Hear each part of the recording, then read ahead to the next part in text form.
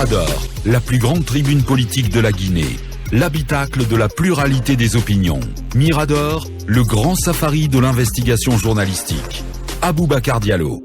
Allez, on va se prononcer très rapidement sur cette question avant d'aller du côté de Paris pour entendre Vincent Higueux. Akoumba Diallo, cette question qui est sur la table à l'UFDG, faut-il siéger ou pas au CNT qui tient sa session inaugurale demain samedi? Je pense que l'UFDG devrait être conséquent avec elle-même. Nous avons entendu monsieur le vice-président ici. Nous avons également entendu monsieur le porte-parole de l'ANAD ici. Je pense qu'il est utile d'être logique dans tout ce qu'on fait. Qu'est-ce que vous voulez dire? Il est utile d'être logique. Il faut être logique. Et ça veut dire? Ça veut dire qu'il faut être logique. Ça veut dire qu'il faut siéger.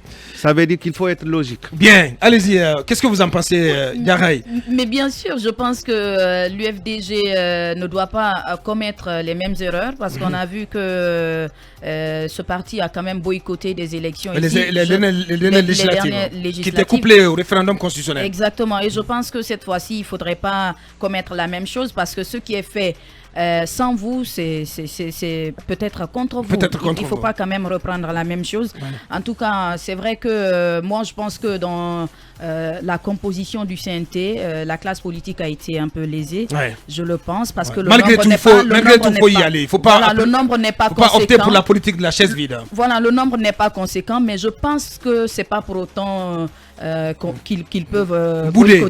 Je pense que même avec une seule personne, ce serait capable de faire quelque chose, de faire bouger les lignes. Pourquoi pas? Cabinet, vous avez le même avis.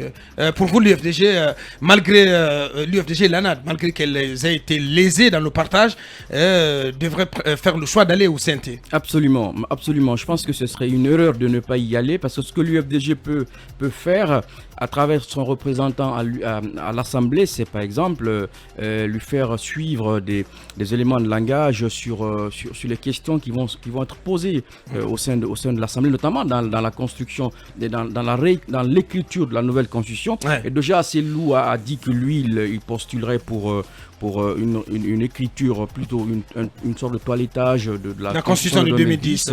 Que ceci peut servir de brevière. Ouais. Je pense que ce serait pas mal d'y aller. Surtout que c'est quand même quelque chose dont on se rend compte aujourd'hui que l'UFDG est lésé et ça peut être important pour la suite parce que ça fait déjà un premier problème et il pourra utiliser ça ultérieurement. Bien, Mohamed Kaba, parce que boycotter le Parlement transitoire si l'UFDG venait à boycotter le Parlement, ce serait entrer en crise avec le CNRD. Non, mais je pense que l'UFDG ne va pas opter pour la politique de la chaise vide. Mais j'ai envie d'aider Cécile, le faiseur de roi. Ce parti veut toujours qu'on parle de lui. Oh là là, Mohamed. Il veut toujours qu'on parle de lui. Est-ce l'intérêt de l'UFDG en tant que parti politique ou de l'ANAD en tant que coalition qu'on est en train de parler? Parce qu'il faut faire le distinguo. On ne peut pas continuer éternellement à parler d'un parti politique qui fait preuve de... Mais nous parlons d'un parti, parce que nous parlons d'un parti et d'une coalition quand même qui ont grincé des dents à l'issue du partage. Les caprices éternels de ce parti doivent s'arrêter, arriver à un moment. Bien. Il faut qu'on arrête. Bien. Si l'FDG décide de ne pas partir, c'est leur plein droit. Mais les conseils vont siéger et le CNT sera en marche. Le travail se fera avec ou sans le seul conseiller de l'UFDG. C'est une question patriotique, c'est la question de la République. Je ne veux pas continuer chaque fois qu'on parle de l'UFDG et qu'on continue à parler de ce parti comme s'il est le seul qui existe, pendant qu'il y a d'autres formations politiques aussi qui pèsent dans l'échiquier politique. Attention, nous parlons quand même d'un des plus grands partis de l'échiquier politique national. J'ai dit l'un des deux plus grands partis, Mohamed. N'en déplaise. Non, ne choquez pas. Vous allez choquer d'autres partis politiques. L'un des deux plus grands partis. Mais ça, c'est l'un des deux partis les plus ultra dominants. Il est libre. Ça, c'est incontestable. Il est libre de siéger. Vous n'allez pas nier cela quand même.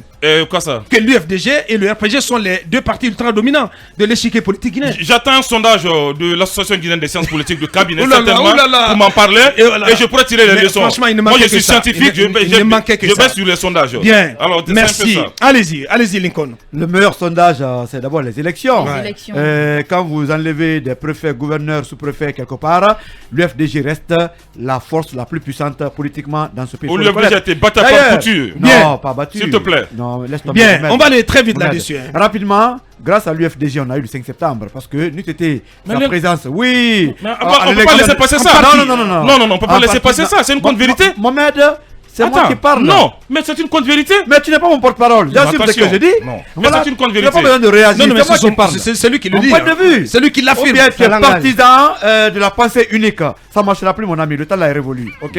Voilà, grâce à l'UFDG, sa participation à la présidentielle, qu'on a eu le coup d'État parce que c'est avec l'ouverture des prisons, l'emprisonnement des Guinéens, ainsi de suite, qu'on a compris que ça ne va pas dans ce pays. Aujourd'hui, tout le monde reconnaît que l'UFDG a été et quand même lésé dans ce partage. Même la NAD. D'ailleurs, c'est une stratégie pour que les partenaires de l'UFDG quittent. Le parti va siéger, n'a pas intérêt à ne pas aller à cette assemblée. Tout le monde sait que l'UFDG, c'est un parti puissant. C'est un parti qui a des électeurs. Donc, une seule place, ça ne veut rien dire. Les gens ont autre quand même objectif. Allez siéger tranquillement. Bien. Si ne tombez pas dans le piège qui est tendu. Allez-y, Talibé, pour en terminer. Écoutez, moi je pense qu'il y a une certaine déjà victoire de l'UFDG qui a réussi à convaincre plus d'un de ses militants, une partie de l'opinion, que le parti a été léger en n'ayant qu'une seule place et en n'ayant même pas la moindre place pour ses alliés, ses 23 alliés donc au sein de l'ANAD. Donc c'est déjà une victoire dans l'opinion. Je pense que on a appris qu'il y a eu même des concertations entre certains partis politiques, certaines coalitions pour voir éventuellement si c'était possible de boycotter ensemble. De boycotter ensemble le CNT, mais finalement, voilà, de discussion en discussion, on apprend que cette éventualité a été écartée.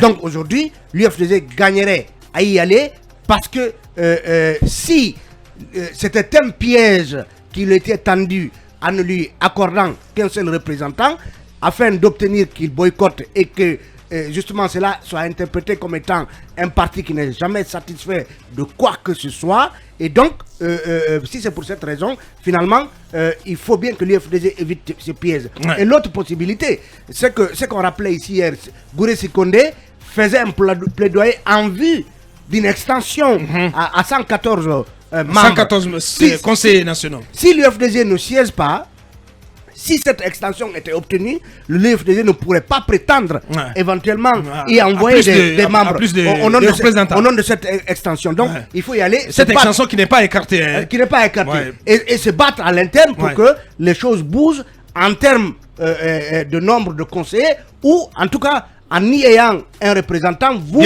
donnez votre avis. Et dans l'auditorium du Parlement, beaucoup sauront qu'est-ce que l'UFDG parle pense de la durée de la transition, de la Constitution. Etc. Merci. Donc on continue. Notre émission reste dans le siège de la transition.